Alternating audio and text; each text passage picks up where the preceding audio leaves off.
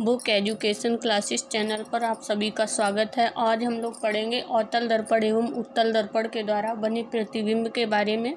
और बहुत सारी चीज़ें पढ़ने के बाद भी हमारा प्रश्न गलत हो जाता है, तो इस वीडियो के माध्यम से हमने प्रयास किया है कि हमारा कोई भी प्रश्न परीक्षा में गलत ना हो। छोटी सी ट्रिक के माध्यम से हम लोग समझेंगे, बहुत ज़्यादा चीज़ें ना पढ़ते हुए थोड़ी सी चीज़ें पढ़ कर के हम सही प्रश्न को करने का प्रयास करेंगे। तो चलिए वीडियो को स्टार्ट करते हैं। तो सबसे पहले हम लोग देख लेते हैं अवतल दर्पण के बारे में। अवतल दर्पण की स्थिति पहले देख लेते हैं कैसी होती है, क्या क्या होता है अवतल दर्पण में। अवतल दर्पण में हम लोग देखेंगे कि जो उभरा हुआ सतह होता है, उभरे हुए सतह पर क्या पॉलिश लगी होती है, उभरे हुए सतह पर पॉलिश लगी होती है। और जो धंसा हुआ सतह होता है उस पर परावर्तन होता है। तो अवतल दर्पण में 6 स्थितियां ऐसी बनती हैं जिसमें प्रतिबिंब बनता है। तो उन 6 स्थितियों को सबसे पहले हम लोग देखेंगे कि 6 स्थितियां कब बनेंगी। 6 स्थितियों में वस्तु भी 6 ही स्थितियों में रखी होगी। तो सबसे पहले हम लोग देखेंगे कि वस्तु कहाँ कहाँ पर रखी होगी। तो सबसे पहले यदि वस्तु अनंत पर रखी होगी, या तो फिर वस्तु अनंत पर रखी होगी, उसके बाद या तो वक्रता केंद्र पर रखी होगी, उसके बाद फोकस पर रखी होगी, और या फिर ये तो हमने देख ली 3 स्थितियाँ। इसके बाद या तो फिर वस्तु अनंत और वक्रता केंद्र के बीच में रखी होगी, या तो फिर वस्तु वक्रता केंद्र और फोकस के बीच में रखी होगी। तो और जो 6वीं स्थिति जो है वो कहाँ पर बनेगी, फोकस और ध्रुव के बीच में। फोकस और ध्रुव के बीच में। इस प्रकार से हमने देख ली हैं कि अवतल दर्पण में 6 स्थितियों में वस्तु रखी हो सकती है। वो कौन कौन सी, हमने उनको नंबर दे दिया 1 2 3 4 5 6।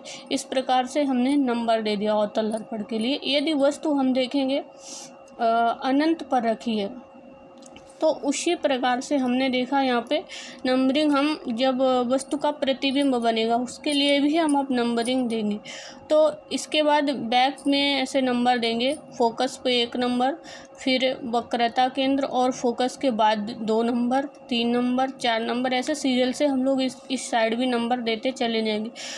और 6ठा नंबर हम लोग इसके दर्पण के पीछे देंगे, यानी कि कहाँ पर देंगे, दर्पण के पीछे। वो भी स्थिति हम देख लेंगे कि दर्पण के पीछे क्यों देते हैं, वो भी चीज़ हम लोग देख लेंगे। तो सबसे पहले हमने देखा कि इस साइड से सिर्फ हमने क्या किया, नंबरिंग को उल्टा कर दिया।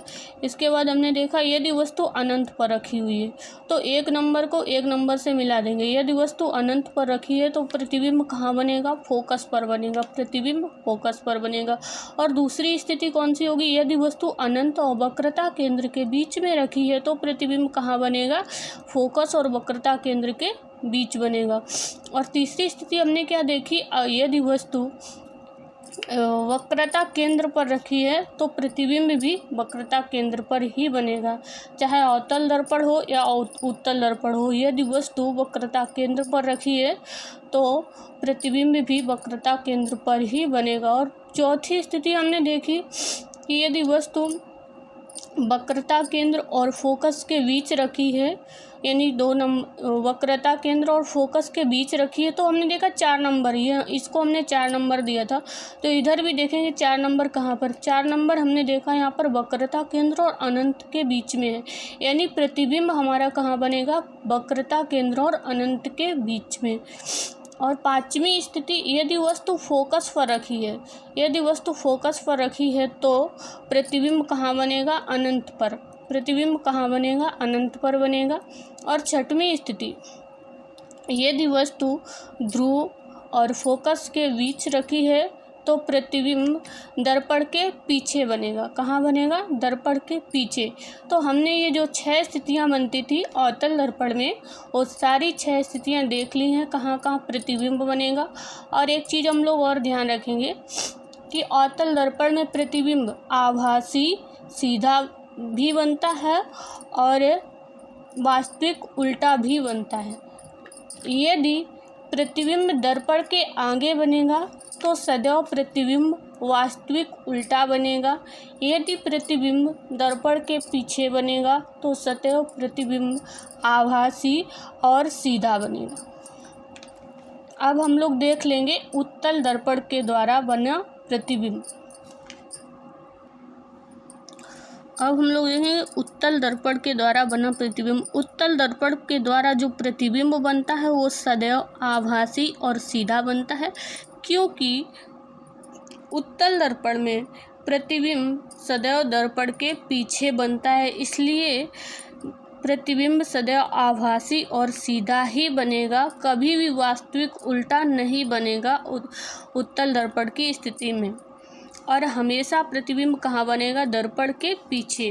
और इसमें सिर्फ दो स्थितियाँ बनती हैं। यदि वस्तु अनंत पर रखी है, यदि वस्तु अनंत पर रखी है तो प्रतिबिंब फोकस पर बनेगा, और यदि वस्तु ध्रुव और अनंत के बीच में रखी है तो प्रतिबिंब ध्रुव और फोकस के बीच बनेगा। केवल दो स्थितियाँ बनती हैं उत्तल दर्पण में।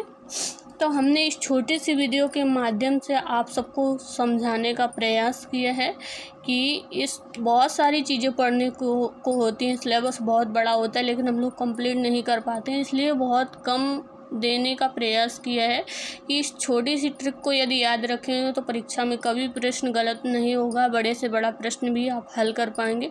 तो याद रखेंगे, इसको नोट कर लेंगे, ध्यान में रखेंगे तो बहुत सारी चीज़ें अच्छी हो जाएंगी। और यदि वीडियो आपको अच्छी लगे तो वीडियो को लाइक करना एंड चैनल को सब्सक्राइब करना, हमें आगे बढ़ाना और भी हमें मोटिवेट करना ऐसे वीडियो बनाने के लिए। अगर आपको अच्छा लगे तो कमेंट सेक्शन में बताना। ठीक है, धन्यवाद।